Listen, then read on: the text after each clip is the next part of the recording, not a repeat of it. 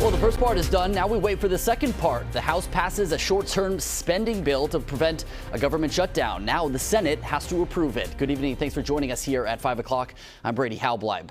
With a fast approaching midnight deadline in Washington, the focus on stopping a government shutdown shifts from the House to the Senate. The House earlier today approved a short-term spending bill to keep federal agencies open. This as House Speaker Kevin McCarthy dropped demands for steeper spending cuts and worked with Democrats to pass the bill. The package was approved 335 to 91. If a shutdown were to happen, federal workers would face furloughs, and more than 2 million active duty and reserve military personnel would work without pay, and social programs would face disruptions.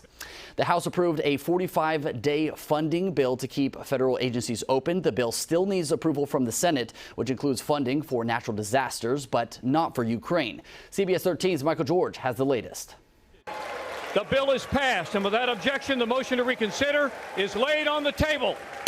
Hours before the federal government was set to shut down, the House passed a last-ditch measure to fund the government through mid-November. On the House floor, we passed by overwhelming numbers the ability to keep government open for the next 6 weeks. I ask Congress will stay in session the next 2 weeks, continue to work to get this done. House Speaker McCarthy decided to rely on Democrats to help push through his temporary funding plan.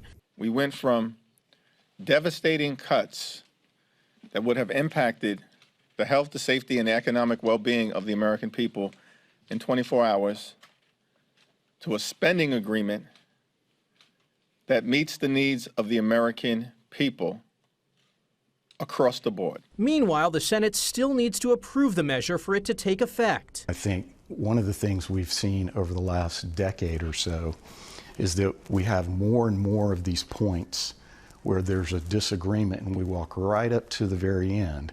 Even if a deal is reached Saturday, it won't be long before lawmakers will have to scramble once again to reach a long-term agreement. Some hard-right Republicans who have opposed House Leader McCarthy's funding efforts say they will fight hard for their priorities, even if it means shutting it down. And local representatives are weighing in on the aversion to shut down the government. Republican Representative Kevin Kiley says Congress must cut back on spending, but strongly oppose a shutdown. Take a look. Got right to the brink because tonight was the deadline.